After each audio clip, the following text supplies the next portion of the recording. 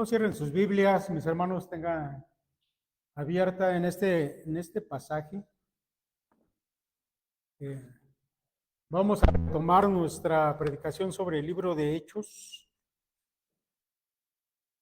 Y bueno, hoy nos toca ver 2 capítulos. Va a ser un sermón relativamente largo, así que acomódense bien y hay muchas enseñanzas que tenemos en este pasaje. Pero déjeme comenzar diciendo que hay una idea que a veces se nos mete en el corazón como humedad en pared vieja, que el Evangelio es básicamente una invitación amable para gente amable, y que si somos lo suficientemente prudentes, pues nadie se tiene que incomodar. Pero Hechos 13 y 14 nos va a bajar de ese sueño como con una cubetada de agua fría. Pero mire, antes de ir a 3 choques que vamos a ver que el Evangelio tiene cuando comienza a ser predicado, vamos a ir a los primeros 3 versos del capítulo 13, que tienen que ver más con un asunto de devoción antes de pasar al asunto de los choques que el Evangelio tiene.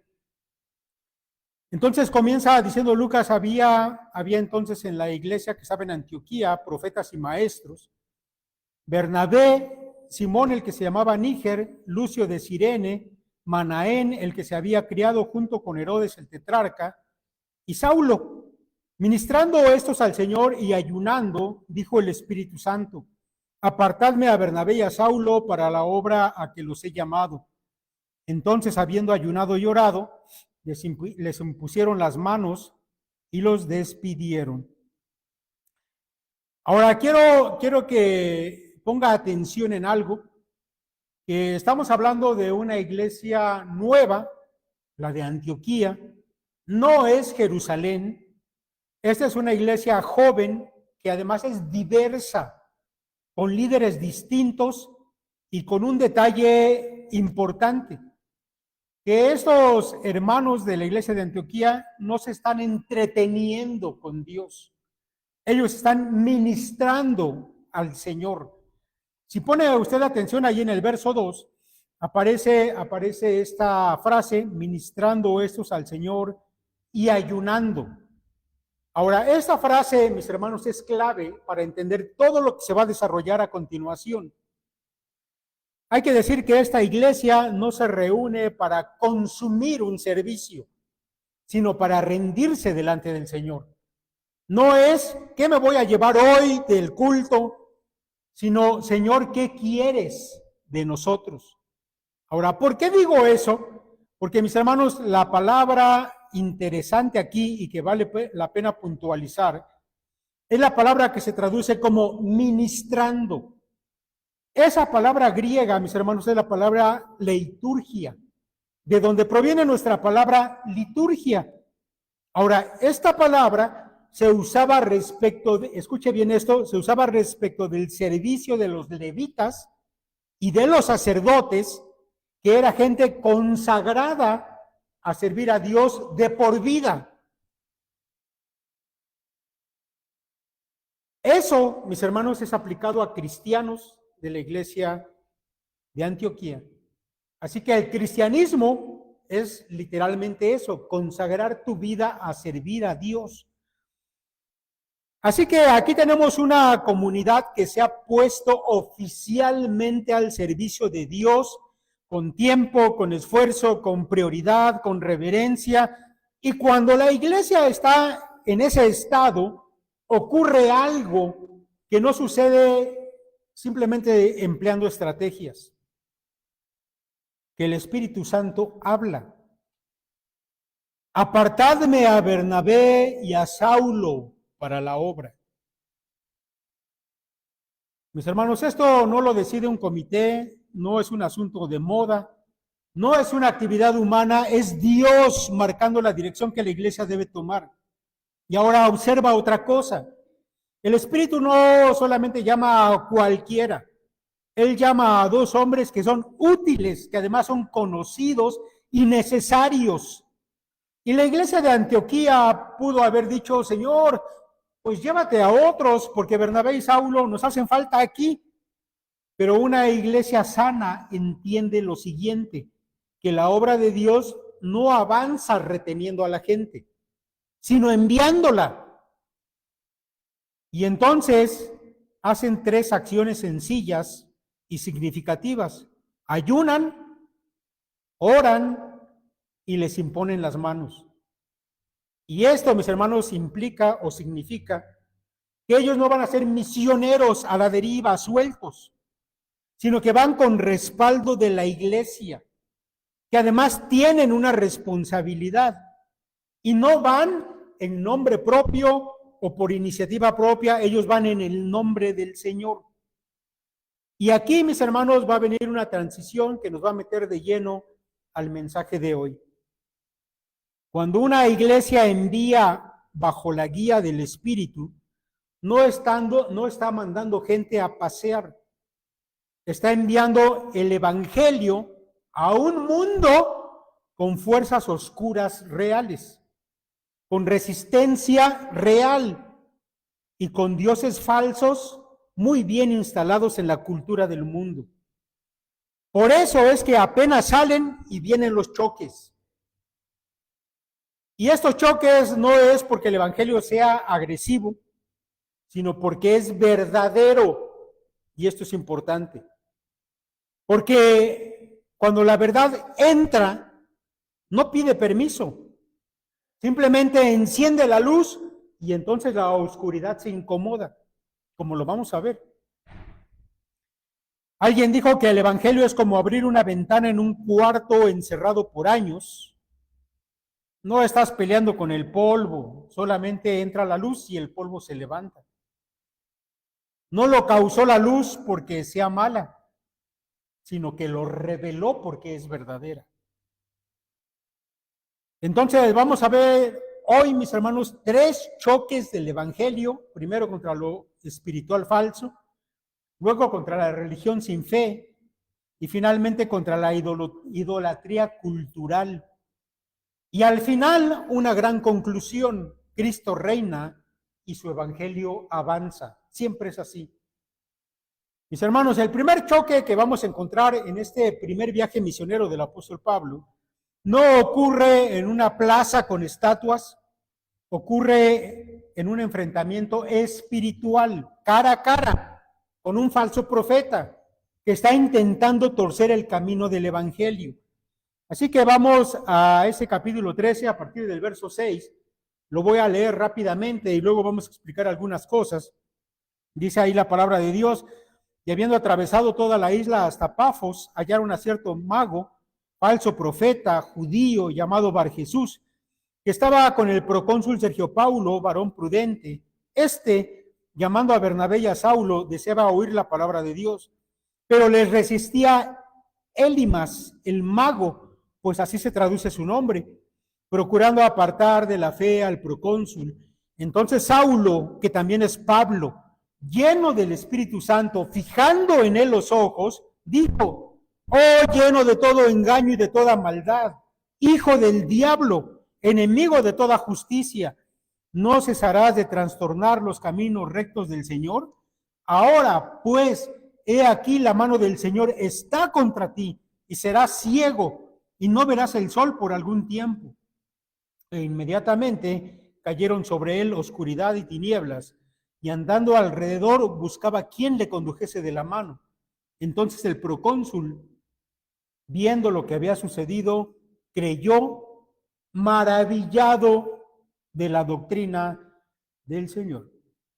Mis hermanos, los misioneros no chocan primero con una turba, ni con un debate académico, ni con una estatua.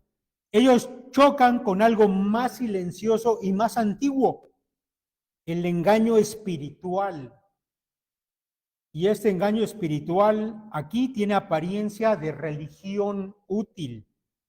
Pero mire, vamos por el principio. Resulta que Pablo y Bernabé llegan a esta ciudad que se llama Pafos, verso 6, Y esta era una ciudad relativamente nueva. Había otra ciudad vieja que había sido destruida por un terremoto. Y esta ciudad había sido reconstruida, así que era relativamente nueva. Y Pafos llevaba el nombre de una diosa siria que llamaban la Pafiana, de ahí el nombre. Ahora, Pafos, mis hermanos, era el centro de varios cultos paganos, como va a suceder en toda la travesía de Pablo, que a cada ciudad que él va a ir llegando eran ciudades infestadas de cultos idolátricos paganos. Por ejemplo, en esa ciudad había uno dedicado a Afrodita, de la cual había un templo, y hay que decir que Afrodita era la versión griega de la diosa siria a la que llamaban la Pafiana, y había muchos más ídolos ahí. Y en este lugar que se llama Pafos van a encontrar a un mago al que Lucas designa como falso profeta judío. Ahora, este hombre llevaba un nombre, Bar Jesús. Este nombre Bar Jesús significa literalmente hijo de Jesús. Ahora, no está refiriéndose a Jesús el Señor. Jesús, José, Josué, que son derivaciones de la misma raíz, era un nombre muy común en aquellos tiempos. Así que este mago, seguramente su padre se llamaba Jesús y por eso él llevaba este nombre, Bar Jesús. Pero él también se hacía llamar Elimas. Ahora, Elimas, mis hermanos, es un nombre que proviene del árabe, probablemente de las raíces semíticas, de donde deriva también el hebreo. Y Elimas, mis hermanos, en el árabe significa sabio. Pero resulta que en la antigüedad, en las culturas orientales, la palabra sabio era una palabra que se aplicaba también a la gente que se dedicaba a la hechicería, a la magia, a la adivinación. Por eso Lucas dice que Elimas significa mago. Y déjeme decirle que no era raro en el mundo romano que gente en cargos políticos tuviera como consejeros a magos o adivinos. Y mis hermanos, era uno de esos casos. Ahora, ¿quién era este varón que tenía como consejero a Elimas? Bueno, pues era Sergio Paulo, que es descrito aquí como un varón prudente y es una autoridad romana que llegó a estar interesado en escuchar la palabra de Dios, verso 7. La descripción que Lucas hace de este varón es que era prudente. Y esa palabra prudente nos indica que era un hombre inteligente, un hombre sagaz. De hecho, es probable que su cargo político lo tuviera precisamente por ser astuto, es decir, que se fijaba, que conocía a la gente. Y sin embargo, tenía entre sus consejeros a este falso profeta Elimas. Pero cuando oyó acerca de la palabra de Dios, se interesó e hizo llamar a Pablo y a Bernabé, porque él quería saber de primera mano de los misioneros más de esa palabra. Pero resulta, nos dice Lucas aquí, que Elimas les resistía, procurando apartar de la fe al procónsul, verso 8. Ahora, mis hermanos, aquí esta frase es clave, les resistía. Es decir, que Elimas no solamente interrumpía, sino que trabajaba de manera activa para apartar a aquel hombre de la fe. Probablemente intentaba desacreditar a Pablo y a Bernabé y hablaba mal de ellos. Tal vez aconsejaba al procónsul para que no los escuchara porque él se sentía amenazado. Porque a final de cuentas él era el consejero espiritual de Sergio Paulo. Y ahora estaban viniendo estos a predicar otra religión y a él no le convenía que el procónsul les prestara atención. Así que hace todo lo que está en su mano para atravesarse, para interrumpir, para desviar. Y aquí es donde se va a dar este choque entre Elimas y Pablo. Ahora hay que decir, mis hermanos, que este choque que se va a dar no es un concurso para ver quién es el más poderoso o quién tiene el don más llamativo. Esto, mis hermanos, tenemos que enfocarlo correctamente. Aquí se trata de una persona que está a punto de oír el evangelio con seriedad y aparece alguien para desviarlo. Un mago, alguien que practicaba la hechicería. Hay que decir, mis hermanos, que el enemigo no siempre aparece con cuernos. A veces aparece con argumentos o a veces rodeado como de una aura mística o de autoridad religiosa o con una sonrisa de, pues yo también creo, yo soy judío, pero De aquí, mis hermanos, entonces, Lucas centra su atención en Pablo. Y en el verso 9 hace un pequeño paréntesis y dice, entonces Saulo, que también es llamado Pablo. Y aquí yo debo hacer esta aclaración. Lucas marca un cambio. A partir de aquí, Saulo va a dejar de ser llamado así para ser mencionado de aquí en adelante como Pablo. Y va a ser preponderante el avance que el apóstol tiene con los gentiles. Luego de este breve paréntesis viene la frase explosiva en este choque. Lleno del Espíritu Santo, fijando en él los ojos, Pablo va a tener un encuentro cara a cara con este mago. Pero quiero que no pierda de vista la frase lleno del Espíritu Santo. Porque aquí no estamos hablando de que Pablo esté actuando porque se enojó, porque tenía un carácter fuerte, como muchas veces acusan a Pablo. Aquí estamos hablando de una intervención dirigida por el Espíritu en un momento crítico. Aquí Pablo no va a negociar con el engaño, lo va a descubrir y le va a decir por su nombre, hijo del diablo, enemigo de toda justicia, lleno de todo engaño y de toda maldad.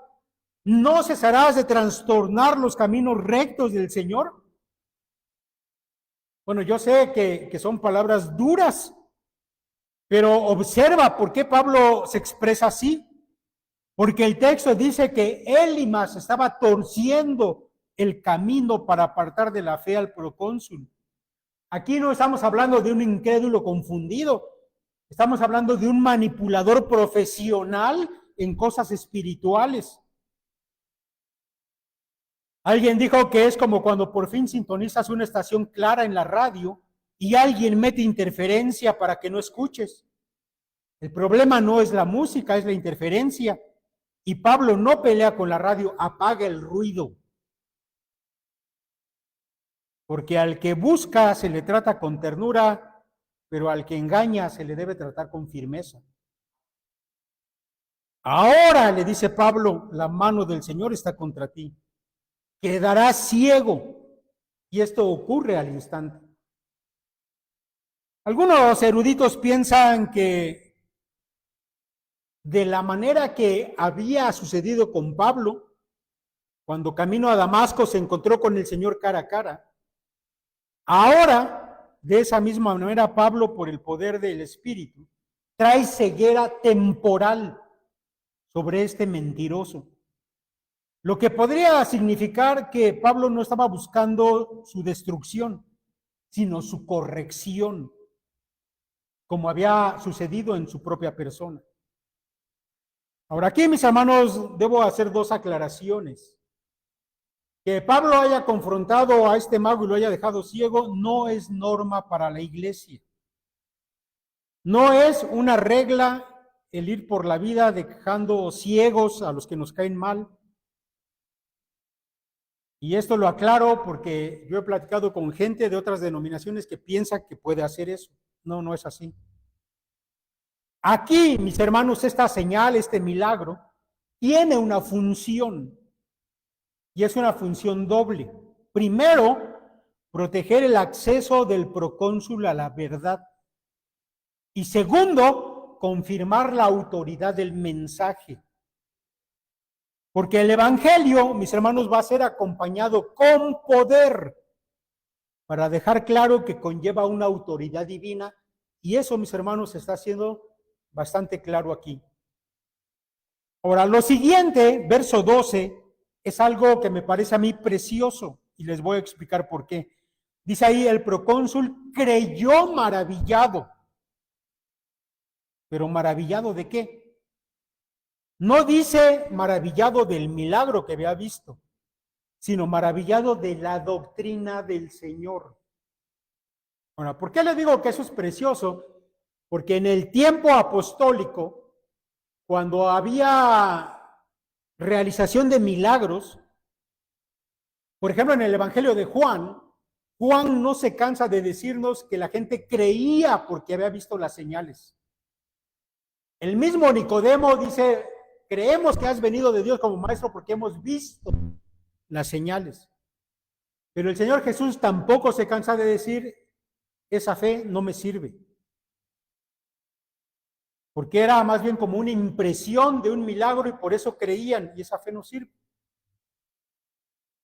En cambio aquí, este procónsul creyó maravillado ¿de qué? De la doctrina del Señor. Esa es la fe verdadera. Porque las señales pueden abrir la puerta, pero la fe nace del encuentro con la verdad de Cristo. El milagro ciertamente impacta, pero la enseñanza, es la que convierte. Mis hermanos, por supuesto tenemos aplicaciones de este pasaje. Primero, que el Evangelio choca con lo oculto cuando lo oculto intenta controlar la situación. Y debemos entender que no toda espiritualidad es del Espíritu Santo. Y eso es importante distinguirlo. Mire, el diablo utiliza mucho los asuntos espirituales para engañar a la gente. Hace ya algún tiempo estaba platicando yo con una persona que me hablaba de la Biblia. Ella se presentaba como cristiana, citaba textos bíblicos, hasta que mencionó por ahí un nombre de alguien que ella había leído, que se llamaba Alan Kardec. Y los que han leído de esto tal vez sepan de qué estoy hablando. Era un espiritista que intentaba evangelizarme para los espiritistas. Bueno, obviamente salió a la luz que aunque hablaba de espiritualidad, no era algo del Espíritu Santo. Y así pasa comúnmente. El mal se disfraza de espiritual para engañar a la gente. Aprendemos otra cosa también, que la guerra espiritual no es paranoia, es realidad. ¿Sí? Y eso no quiere decir que estemos viendo demonios en cada esquina, pero tampoco finjamos que no existen las esquinas, porque es real que tenemos una guerra espiritual. Aprendemos otra cosa, que el enemigo tiene una estrategia, y a menudo es una estrategia sencilla: apartar de la fe. El enemigo, mis hermanos, no siempre emplea la persecución. A veces lo que emplea es la distracción o la mezcla y la confusión para terminar predicando un pseudoevangelio. Esas son estrategias que emplea el diablo para confundir a la gente. Y finalmente, otra cosa, que cuando el evangelio avanza, Dios defiende su mensaje. A veces con confrontación, siempre con verdad. Mis hermanos, cada vez que el evangelio ha llegado a lugares nuevos y ha habido choques contra lo oscuro, Dios defiende el evangelio y permite que siga avanzando. En Pafos el choque fue con lo oculto, pero el siguiente choque es todavía más incómodo, porque ocurre en un terreno religioso, con gente que conoce la Biblia, pero que no soporta la gracia cuando se le sale de control. Así que eso nos lleva, mis hermanos, al punto número 2, que tiene que ver con un choque religioso, y lo hallamos allá en los versos 44 al 52, que le voy a leer de forma rápida y luego lo vamos a explicar también de forma breve. Dice ahí el pasaje: el siguiente día de reposo se juntó casi toda la ciudad para oír la palabra de Dios. Pero viendo los judíos la muchedumbre, se llenaron de celos y rebatían lo que Pablo decía, contradiciendo y blasfemando. Entonces Pablo y Bernabé, hablando con denuedo, dijeron: a vosotros a la verdad era necesario que se os hablase primero la palabra de Dios, mas puesto que la desecháis y no os juzgáis dignos de la vida eterna, he aquí nos volvemos a los gentiles, porque así nos ha mandado el Señor, diciendo: te he puesto por luz de los gentiles, a fin de que seas para salvación hasta lo último de la tierra. Los gentiles, oyendo esto, se regocijaban y glorificaban la palabra del Señor, y creyeron todos los que estaban ordenados para vida eterna. Y la palabra del Señor se difundía por toda aquella provincia. Pero los judíos instigaron a mujeres piadosas y distinguidas y a los principales de la ciudad y levantaron persecución contra Pablo y Bernabé y los expulsaron de sus límites. Ellos entonces, sacudiendo contra ellos el polvo de sus pies, llegaron a Iconio y los discípulos estaban llenos de gozo y del Espíritu Santo. Mis hermanos, esto que acabo de leer aquí sucede después de que Bernabé y Pablo hubieran salido de Pafos, luego llegaron a un lugar que se llama Perge, y cabe aclarar que aquí en Perge es donde Juan Marcos, que también los acompañaba, abandona el viaje. No sabemos si le dio miedo, se cansó, pero el caso es que Juan Marcos dijo, ¿saben qué? Ustedes síganle, yo aquí me regreso, y se volvió para Jerusalén. Y entonces Pablo y Bernabé llegan a un lugar que se llama Antioquía de Pisidia, y es en este lugar donde ellos van a entrar a una sinagoga a predicar el evangelio. Y después de una primera ocasión, la gente se interesa de verdad, y es aquí donde vamos al verso 44, donde dice Lucas, el siguiente día de reposo, se juntó casi toda la ciudad para oír la palabra de Dios. Y mis hermanos, este es un detalle grande, el hecho de que la palabra está saliendo del círculo de lo pequeño, y cuando el mensaje de Cristo se escucha con claridad, entonces toda la ciudad es conmocionada. Porque cuando Dios abre una puerta, la audiencia ya no es solamente una sinagoga, sino que la audiencia se convierte en la ciudad completa. Ahora, vamos a ver cuál es el detonante de este segundo choque. Y el detonante, mis hermanos, lo encontramos ahí en el verso 45, donde dice, pero viendo a los judíos la multitud, se llenaron de celos y rebatían lo que Pablo decía, contradiciendo y blasfemando. Ahora, aquí Lucas no dice que se llenaron de preocupación doctrinal, aunque es verdad que estaba habiendo ahí un debate, pero ellos más bien de lo que se llenaron fue de celos. ¿Celos de qué? Bueno, celos porque estaban viendo que perdían influencia, que estaban dejando de ser el centro de atención, y ahora el centro de atención eran Pablo y Bernabé. Estaban perdiendo el control del micrófono, el monopolio religioso. Y mis hermanos, el choque entonces aquí es que para estos hombres la religión era su territorio, pero llega la gracia como extranjera y no pide permiso. Y esto nos enseña que la religión sin gracia se pone celosa cuando Cristo se vuelve el centro. ¿Qué es la religión sin gracia? La religión de mandamientos. La religión que es juzgona. Es esa religión tipo farisaica que no tolera la gracia. Y cuando la gracia irrumpe, entonces los religiosos que son así, legalistas, entran en celos, porque ya no tienen el control de las cosas. Y entonces viene la respuesta apostólica ahí en el verso 46. Pablo y Bernabé con denuedo alzan la voz y dicen, a vosotros, a la verdad era necesario que se os hablase primero la palabra de Dios. Porque mis hermanos, esa era la indicación del Señor. El evangelio tenía que ser predicado primero en Jerusalén a los judíos, luego en Samaria a los samaritanos, y luego hasta lo último de la tierra a los gentiles. Y Pablo siempre siguió ese patrón. Primero los judíos, a cualquier lugar que llegaba, buscaba la sinagoga y le predicaba a los judíos, después a los gentiles. Por eso dice, era necesario que se os hablase primero a ustedes la palabra de Dios. Mas puesto que la desecháis, nos volvemos a los gentiles. ¿No la quieren? Pues quédense. Les damos la espalda y nos vamos a los gentiles. Ahora, aquí conviene ser cuidadoso, mis hermanos. Esto no quiere decir que Dios ya no quiere a Israel. Y digo que hay que ser cuidadoso porque últimamente en las redes se ha popularizado la idea de que Dios desechó a Israel. Eso no es verdad.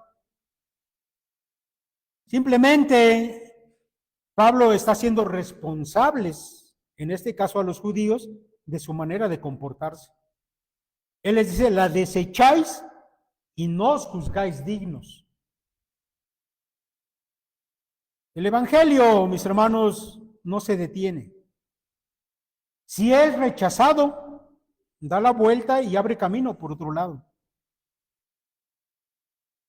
Es verdad que Dios honra el orden de su historia, pero no se detiene ante el rechazo. Ahora, darle la espalda a los judíos, no crean que es un capricho de Pablo, sino que Pablo lo sustenta bíblicamente. Porque así nos ha mandado el Señor, verso 47, diciendo, te he puesto para luz de los gentiles, a fin de que seas para salvación hasta lo último de la tierra. Y aquí está citando un pasaje de Isaías 49:6. Ahora, en ese pasaje de Isaías, estas palabras son de Dios el Padre dirigidas al Mesías. Pero ahora son sus mensajeros quienes se apropian de esas palabras para recordar que el plan de Dios desde siempre ha sido el mismo, incluir a los gentiles en la salvación. Así que, mis hermanos, como ya lo he dicho, no es capricho de Pablo, es escritura. La inclusión de los gentiles no es un plan improvisado, es la intención de Dios anunciada desde la antigüedad. Ahora, en este choque, mis hermanos, podemos ver un contraste muy marcado entre esos religiosos cuadrados, legalistas, y los gentiles. Porque los gentiles, es decir, los no judíos, oyen esto y se gozan, verso 48. Y el verso 49 dice que la palabra del Señor se difundía, pero los opositores agitan persecución y terminan expulsando a los misioneros, verso 50. Y entonces tenemos la foto completa. Donde hay avance real, suele haber resistencia real. Pero no es derrota, sino que este va a ser el patrón. La gracia, mis hermanos, es como abrir las ventanas de un templo cerrado.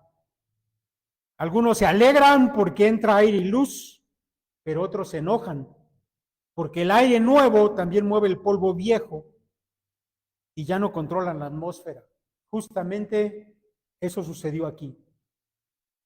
Verso 51 nos muestra un acto simbólico importante, sacudir el polvo. Dice que sacudiendo contra ellos el polvo de sus pies. Y esto, mis hermanos, es algo fuerte en la cultura judía, porque era una forma de decir, ya no tenemos culpa de este rechazo porque el testimonio les fue dado. Esto, mis hermanos, que los discípulos hacen de sacudir su calzado en contra de ellos, no es odio, sino es una forma solemne de decir, esto no es una venganza, es un acto de testimonio. La palabra fue enunciada, la responsabilidad ya no es nuestra, está delante de Dios y ustedes tendrán que dar cuenta de eso. El verso 52 nos da el final de este episodio, una iglesia alegre en medio del conflicto, porque dice, los discípulos estaban llenos de gozo y del Espíritu Santo. Ese es un gran cierre, porque no dice que después de que los expulsaron, ellos se quedaron llenos de trauma, sino que estaban llenos de gozo, de espíritu y de perseverancia. Y de eso, mis hermanos, aprendemos que la oposición no apaga la iglesia. A veces la purifica y la afirma. Y eso, mis hermanos, se cumple hasta el día de hoy. Cada vez que esta iglesia se ha propuesto evangelizar, cada vez que nos proponemos comenzar a predicar la palabra, llegan choques de uno o de otro lado. Comienza a haber problemas, el enemigo comienza a actuar, pero eso solamente purifica la iglesia y la fortalece. Ahora tenemos, mis hermanos, varias aplicaciones aquí de este pasaje y se las voy a mencionar. Mire, por ejemplo, aprendemos que el mayor enemigo de la gracia es el orgullo religioso. No siempre es ateísmo, porque a veces pensamos que lo que se opone más en contra del cristianismo es el ateísmo, no es así. Yo creo, mis hermanos, que la barrera más fuerte en contra de la predicación del evangelio, a veces es el orgullo religioso. Número 2, la evidencia de que Cristo está obrando no es ausencia de problemas. La verdadera evidencia de que Cristo está obrando es que hay un fruto real, como en este caso fe, gozo, y que la palabra se extiende. Así que no nos confundamos. Cuando la iglesia marcha y comienza a haber problemas, mis hermanos, no se angustien, porque con esos problemas va a llegar confirmación, fe y gozo, y eso es evidencia de que la palabra de Cristo está avanzando. Número 3, cuando alguien rechaza el evangelio, no estamos llamados a pelear por un territorio. Tenemos que seguir adelante. Y eso es muy útil cuando hablamos a alguien la palabra de Dios. Porque a veces sucede que le hablamos a un familiar, a un amigo, a un conocido, y recibimos una mala respuesta. Ya no quiero hablar, no quiero que me digas. Y a veces nosotros insistimos. No hagas eso. Si ya predicaste la palabra y la persona la rechaza, sigue adelante. Ya no insistas. No pelees. Sigue adelante. Yo he conocido a gente que se ha enfrascado en hablarle a alguien y por años, y ya la persona ya parece que tiene tapones en los oídos, ya no quiere oír y no lo va a hacer. Por eso no insistas. Una vez que la palabra fue presentada, sigue con alguien más. Bien, mis hermanos, en este punto 1, en el primer punto vimos engaño espiritual, en este punto 2 vimos el orgullo religioso.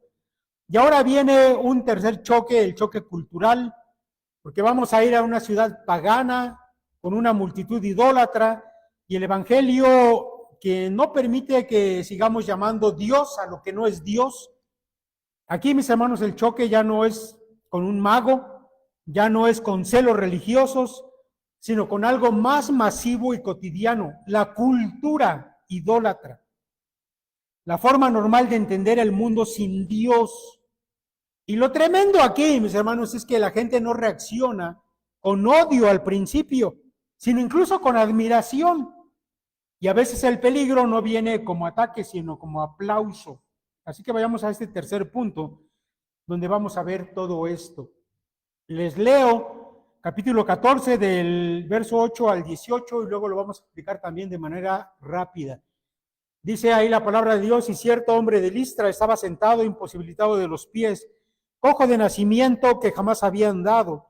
Este oyó hablar a Pablo, el cual, fijando en él sus ojos y viendo que tenía fe para ser sanado, dijo a gran voz: levántate derecho sobre tus pies. Y él saltó y anduvo. Entonces la gente, visto lo que Pablo había hecho, alzó la voz diciendo en la lengua licaónica: dioses bajo la semejanza de hombres han descendido a nosotros. Y a Bernabé llamaban Júpiter y a Pablo Mercurio, porque este era el que llevaba la palabra. Y el sacerdote de Júpiter, cuyo templo estaba frente a la ciudad, trajo toros y guirnaldas delante de las puertas, y juntamente con la muchedumbre quería ofrecer sacrificios. Cuando lo oyeron los apóstoles Bernabé y Pablo, rasgaron sus ropas y se lanzaron entre la multitud dando voces y diciendo: varones, ¿por qué hacéis esto? Nosotros también somos hombres semejantes a vosotros, que os anunciamos que de estas vanidades os convirtáis al Dios vivo, que hizo el cielo y la tierra, el mar y todo lo que en ellos hay.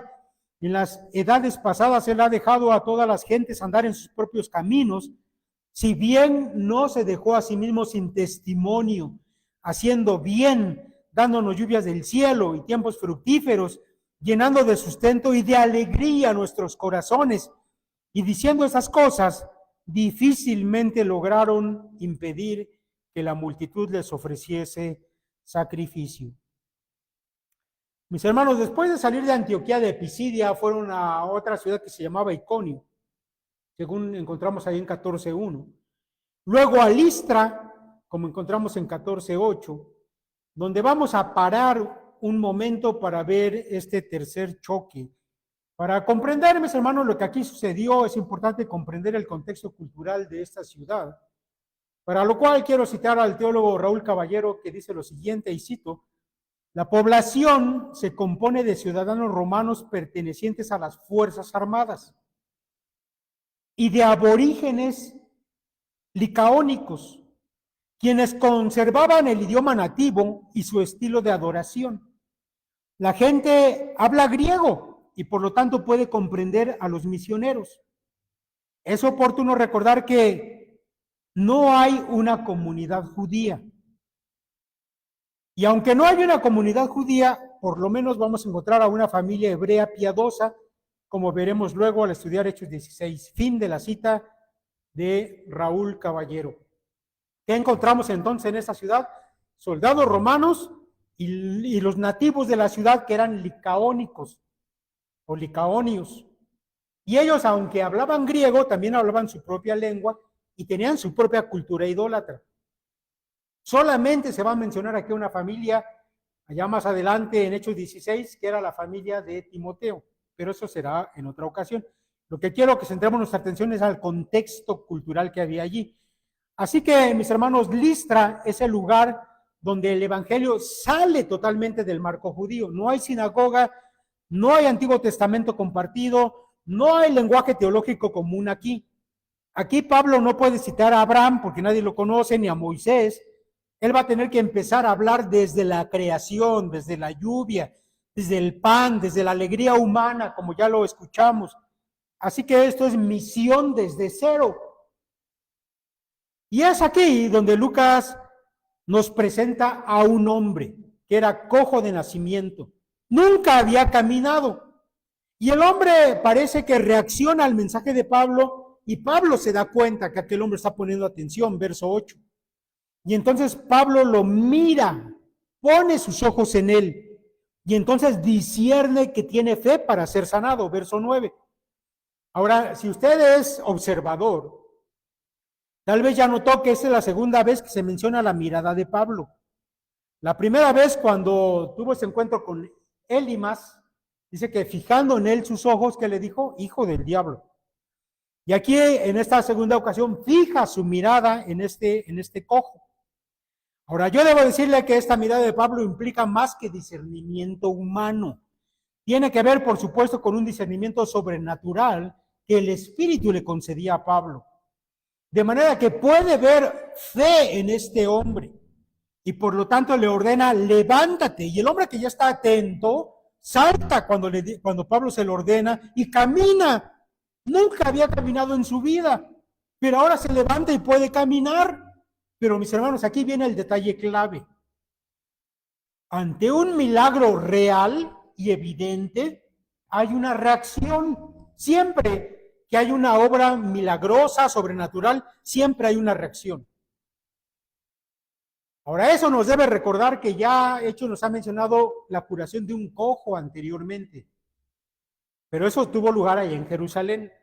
Cuando Pedro y Juan van caminando por la puerta del templo, la hermosa, y se encuentran aquel cojo, ¿se acuerda? ¿Y qué le dice Pedro? No tengo oro ni plata, pero en el nombre de Jesús yo te digo, ¿qué? Levántate. Y el hombre se levanta y hay una reacción. La gente viene y dice, oh, ese es el poder de Dios, y empiezan y Pedro les predica. Pero eso fue en Jerusalén. Aquí, mis hermanos, hay un choque cultural. Porque siempre que ocurre algo sobrenatural, la gente lo va a interpretar según su cosmovisión. La cultura siempre interpreta lo que ve con los lentes que ya trae puestos. Y entonces la multitud comienza a gritar en lengua licaónica, dioses en forma de hombres han descendido. Y entonces los nombran a Bernabé Zeus y a Pablo Hermes. Bueno, dice F.F. Bruce, uno de los grandes eruditos de Hechos, que a Bernabé lo nombraron Zeus por su porte, porque Bernabé era un noble de una familia acomodada, tenía un porte distinguido, dijeron este Zeus. Y Pablo era el más inquieto, el que hablaba, además, dijeron, bueno, este es Hermes o Mercurio, es decir, el mensajero de los dioses. Pero ¿por qué les identifican explícitamente con esas dos deidades griegas? Bueno, mis hermanos, porque había una historia. Ahora, quiero citar aquí a John MacArthur, que nos explica rápidamente esto. Dice él, según la mitología de ese lugar, los dioses Júpiter y Mercurio habían visitado a Listra con apariencia humana. Los que han leído mitología saben que esto era común de la mitología, que a veces Zeus aparecía en forma de hombre, o en forma de cisne, o en forma de polvo de oro, de lo que se le ocurriera, ¿no? Pero la historia era que ya antes Zeus había venido a este lugar. Sigo citando a MacArthur. Dice, para pedir comida. Habían visitado a Listra con apariencia humana para pedir comida y alojamiento. Y ningún habitante los acogió, excepto un campesino llamado Filemón y su esposa Baucis. Entonces los dioses ejecutaron venganza con un diluvio en el cual se ahogaron todos los habitantes de aquella ciudad. Fin de la cita de John MacArthur. Entonces, en aquella ciudad había esa historia, que los dioses habían venido en forma de hombre pidiendo alimento y nadie les hizo caso. Era obvio, dado ese contexto, que la gente no deseaba repetir ese error de falta de hospitalidad con las deidades. Y fue aquí donde la cosa se puso seria, que el sacerdote de Zeus corrió a su templo y trajo toros y guirnaldas para ofrecer sacrificio. Ahora esto, mis hermanos, no es un malentendido simpático. Esto es que la idolatría se activó. Y aquí está el choque. Quieren adorar a los mensajeros en vez de al Dios que los envió. Porque, mis hermanos, el corazón humano es experto en adorar lo equivocado. A lo largo de la historia vemos eso. El hombre adora lo que se le para enfrente. Aún incluso cuando está en presencia de lo verdadero. Como aquí. Aquí están en presencia del mensaje del Dios verdadero. ¿Y a quién adoran? A los mensajeros. Es como ver a alguien que por primera vez escucha música clásica en un buen equipo, se emociona, pero en lugar de preguntar por el compositor, se arrodilla ante las bocinas. El milagro no es la bocina, es la música. Pero la idolatría confunde el canal con la fuente. Eso es lo que pasó aquí. Ahora, la reacción de Pablo y Bernabé, en cuanto se dan cuenta de lo que está a punto de suceder, lo pudiéramos calificar como horror santo. Mire, es muy probable que debido al idioma licaonio que hablaba la población, Pablo y Bernabé no se dieron cuenta de inmediato de lo que estaba pasando, sino hasta que ya era tarde. Y ahora, Pablo y Bernabé, cuando ven que llega el sacerdote con los bueyes, listo para el sacrificio, porque lo estaban confundiendo con dioses, rasgan sus ropas. Una señal judía de duelo, de indignación ante una blasfemia. Y entonces corren hacia la multitud y gritan para detener ese sacrificio. Y eso, mis hermanos, nos muestra el carácter verdadero de estos hombres. Porque un siervo de Dios no negocia con la gloria que solamente le pertenece a Dios. Y yo pensaba, mis hermanos, cuando estaba leyendo esto, que tal vez algunos líderes religiosos actuales, tal vez algunos pastores de esos que a veces escuchamos, no hubieran hecho nada para impedir esto. A lo mejor hubieran dicho, bueno, pues vamos a dejar que nos adoren un rato a ver qué se siente. Pero no Pablo y Bernabé. Ellos no van a aceptar los aplausos, porque eso implicaba competir con la gloria que le pertenece solamente a Dios. Entonces, en medio de todo esto, mis hermanos, aprendemos algo importante, porque Pablo se lanza a la multitud y les comienza a predicar otra vez, pero lo hace de una manera distinta para cada auditorio, y eso es importante. Porque allá en el capítulo 13, cuando Pablo habló con judíos, él les habló de la historia de Israel, de David, de las promesas, del Mesías, de la resurrección, pero ahora en Listra, que está hablando con paganos que no conocen la Biblia, él les habla del Dios vivo en contra de los ídolos. Él les habla del creador del cielo, de la tierra y del mar. Él les habla de la providencia, de la lluvia, de los tiempos fructíferos, del sustento, de la alegría. O sea, no cambia el Dios, pero cambia el punto de entrada para el mensaje. No cambian el mensaje, cambian el puente. Porque el llamado sigue estando claro: convertíos de estas vanidades al Dios vivo. Mis hermanos, porque la idolatría no solamente es tener estatuas, es confiar, honrar y rendirse ante algo creado como si fuera Dios. Y eso sigue siendo hasta el día de hoy.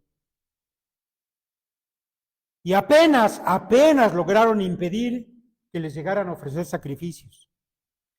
Y aquí Lucas, mis hermanos, nos enseña una realidad: que la idolatría no se desactiva solamente con datos, sino que se tiene que confrontar con la verdad y se les tiene que exhortar a abandonar esa idolatría a través del arrepentimiento.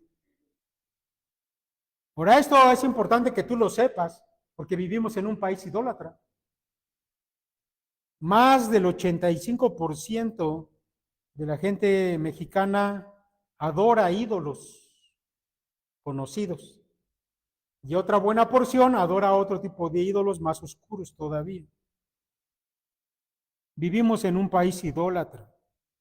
No basta con que les digas algunos datos, tienes que confrontarlos con la verdad y con el arrepentimiento. Ahora, mis hermanos, quiero ya para terminar ya este punto, darle pues algunas aplicaciones del pasaje como lo hemos hecho con los otros dos puntos. Número uno, mis hermanos, que la cultura suele adorar vanidades, como las llamó Pablo, muy respetables. En esta cultura en la que vivimos no vamos a ver a gente que adora a Zeus, pero sí vamos a encontrar a mucha gente que adora el éxito, que adora el placer, que adora el poder, que adora su propia imagen. Hay gente que para ellos su propia imagen es su Dios, que adoran el dinero, que adoran la ideología. Eso es clásico entre nuestra gente joven, se han vuelto adoradores de la ideología. Hay quienes adoran mi verdad, incluso hay quienes llegan a adorar mi religiosidad. Cuidado con todo eso. Número dos, aprendemos también, mis hermanos, que el aplauso puede ser una tentación, porque Satanás no solamente muerde, a veces aplaude, pero lo hace para que desviemos la gloria de aquel a quien debemos solamente dar gloria. Número tres, aprendemos también aquí que evangelizar incluye corregir categorías, porque mucha gente no está rechazando a Dios con maldad consciente, simplemente le estamos predicando de una manera incorrecta y nosotros tenemos que sintonizar el canal en el que está la gente. No le puedes predicar a un religioso igual que a alguien que no lo es.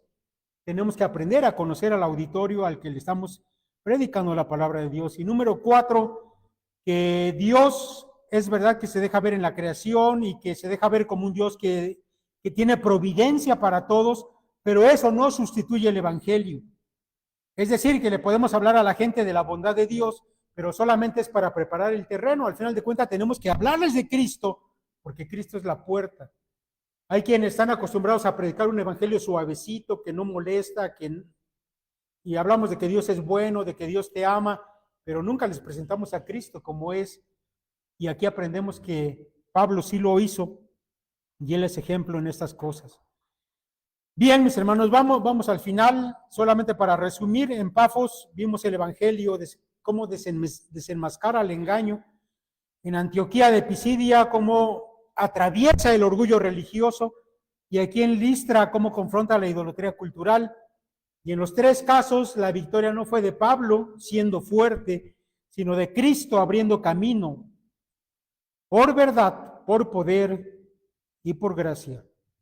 Vayamos pues a la conclusión, mis hermanos, versos 19 al 28, que leeré rápidamente y concluiremos ya con este sermón. Dice la palabra de Dios: entonces vinieron unos judíos de Antioquía y de Iconio, que persuadieron a la multitud, y habiendo apedreado a Pablo, le arrastraron fuera de la ciudad pensando que estaba muerto. Pero rodeándole a los discípulos, se levantó y entró en la ciudad. Y al día siguiente salió con Bernabé para Derbe, y después de anunciar el evangelio a aquella ciudad y de hacer muchos discípulos, volvieron a Listra, a Iconio y a Antioquía, confirmando los ánimos de los discípulos, exhortándoles a que permaneciesen en la fe y diciéndoles: es necesario que a través de muchas tribulaciones entremos en el reino de Dios. Y constituyeron ancianos en cada iglesia, y habiendo orado con ayunos, los encomendaron al Señor en quien habían creído. Pasando luego por Pisidia, vinieron a Panfilia, y habiendo predicado la palabra en Perge, descendieron a Atalia. De allí navegaron a Antioquía, desde donde habían sido encomendados a la gracia de Dios para la obra que habían cumplido. Y habiendo llegado y reunido en la iglesia, refirieron cuán grandes cosas había hecho Dios con ellos, y cómo había abierto la puerta de la fe a los gentiles, y se quedaron allí mucho tiempo con los discípulos. Entonces, mis hermanos, hemos visto 3 choques: en Pafos, un choque espiritual; en Antioquía de Pisidia, un choque religioso; y finalmente en Listra, un choque cultural. Pero ahora escucha lo siguiente: si Hechos terminara aquí, diríamos, bueno, pues se fue ciertamente impresionante, una gira muy intensa. Pero, mis hermanos, solamente que Dios no hace turismo espiritual. Dios está formando iglesias. Por eso la historia no termina solamente con Pablo haciendo una gira. Por eso, después de ese milagro de haber curado aquel cojo, vienen las piedras. Después del aplauso, al confundirlos con dioses, viene la persecución. Y después de que el evangelio se comienza a expandir, sin embargo, quedan cicatrices. En Hechos 14:19 vemos que Pablo es apedreado y es arrastrado fuera de la ciudad y dado por muerto. Ahora, yo debo decirle que la mayoría de los comentaristas actuales ya no cree que Pablo hubiera realmente muerto. Y aclaro esto, mis hermanos, porque antes se pensaba que efectivamente, después de haber apedreado a Pablo, Pablo se murió. Y algunos incluso decían que aquí es cuando Pablo había ido al tercer cielo y había tenido las visiones que menciona más adelante en sus epístolas, pero eso no coincide con los tiempos en cómo está escrito todo esto. Lo que sí, mis hermanos, podemos decir es que después de que lo apedrearon, Pablo quedó en una condición muy grave. El hecho que se haya levantado para seguir caminando es una muestra del poder de Dios. De eso, mis hermanos, no cabe duda. Así que, resumiendo, pudiéramos decir que no sabemos si Pablo murió o quedó al borde de la muerte, pero lo que sí sabemos es que Dios lo levantó y el evangelio siguió caminando. Y es increíble ver a Pablo y Bernabé ya saliendo y yendo a predicar a Derbe, allá en 14:20. Y cuando ya han predicado en Derbe, ¿qué hacen? Se van a su casa y dicen, bueno, ya hasta aquí se acabó todo. No es así, sino que regresan ciudad por ciudad y vuelven a Listra, vuelven a Iconio, vuelven a Antioquía, a esos lugares donde intentaron ya matarlos. ¿Y para qué? Bueno, Hechos 14:22 nos lo dice, porque era necesario confirmar los ánimos de los discípulos. Y hablando con los discípulos que habían hecho en esas ciudades, les sueltan una frase que no está hecha para taza de café, pero sí para discípulos reales. Es necesario que a través de muchas tribulaciones entremos en el reino de Dios. Y eso, mis hermanos, no significa que Dios es cruel, significa que el evangelio no es un adorno, que es una invasión de luz en un mundo que ama las tinieblas. Y cuando la luz entra, las tinieblas se resisten. Eso es verdad. Y todavía hay otra cosa, que en el verso 23 de este capítulo 14 dice que constituyeron ancianos en cada iglesia. O sea, que no dejaron a los creyentes sueltos, sino que dejaron iglesias para que fueran bien cuidados. No dejaron emoción momentánea, sino que fueron dejando una estructura pastoral. No fue solamente un evento, sino que dejaron una comunidad con rumbo. Y entonces, solamente después de eso, regresan y reportan a la iglesia que los había enviado en el verso 27. Y les dicen, Dios abrió la puerta de la fe para los gentiles. Y mis hermanos, ahí es donde está la victoria. La victoria no fue que Pablo discutió mejor. La victoria no fue que hicieron más ruido que Elimas. La victoria no fue que ganaron una batalla cultural en redes sociales. Ah, no, ¿verdad? No existían las redes sociales, gracias a Dios. Pero sí fue una victoria cultural. La victoria, mis hermanos, fue esta, que Cristo abrió la puerta, Cristo sostuvo a sus siervos y Cristo formó iglesias. Termino con lo siguiente. Mis hermanos, el mismo Cristo que abrió puertas en Hechos 13 y 14, sigue abriéndolas hoy. La pregunta, mis hermanos, no es si habrá choques, porque ciertamente los habrá. La pregunta hoy es la siguiente. ¿Hay en ti disponibilidad y consagración a Dios en tu corazón, como la había en la iglesia de Antioquía? Para que si Dios te quiere enviar a ti a predicar, lo haga y tú estarías dispuesto a ir. Esa es la pregunta que el texto nos plantea a nosotros hoy. Pero si tú, porque también a veces hay algunos que nos acompañan, y tú nos estás visitando hoy, y es la primera o alguna de las primeras veces que has escuchado la palabra de Dios predicada, la pregunta para ti es la siguiente. ¿De qué lado voy a estar cuando Cristo choque con mi pecado? ¿Voy a aferrarme a mi vanidad, a mi orgullo, a mi control? ¿O voy a rendirme a la verdad? Porque al final del día, el Evangelio no vino a darnos una mejora cosmética, no es para que nos veamos mejor. Vino a darnos una persona, a Jesucristo vivo, Señor y vencedor. Y mis hermanos, esa es la única victoria que vale la pena, porque es una victoria que no envejece con los años, que permanece siempre. Que el Señor nos conceda, como a esa iglesia de Antioquía, estar consagrados a Dios y disponibles para hacer la labor, porque nosotros continuamos esa misión que la iglesia de Hechos comenzó, nosotros la continuamos el día de hoy. Que el Señor los bendiga, mis hermanos.